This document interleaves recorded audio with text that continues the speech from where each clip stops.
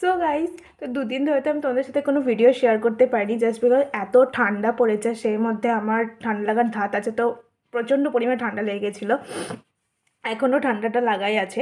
তো দাদার বিয়েতে চলে এলো, জাস্ট আর এক সপ্তাহ বাকি নেই। তো আমি কিছু জুয়েলারি কিনেছি, যা তোমাদের সাথে সেগুলো শেয়ার করি। প্রথমেই আমি তোমাদেরকে এটা দেখাচ্ছি। হ্যাঁ, এটা এটা অ্যাকচুয়ালি এটাকে বলে বাহুবলী ইয়াররিংস, মানে আমি এটাই মনে হয়, এটাই বলে, আমি ঠিক জানি না। বেরোচ্ছে না কেন, আটকে গেছে সব একসাথে, আটকে গেছে সব, বেরিয়েছে। তো এই যে এই ইয়াররিংসটা আমি কিনেছি ভাইয়ের বিয়েতে পরবো বলে, বাট কবে পরবো আমি এখনও ঠিক জানি না, বাট একদিন তো পরবো।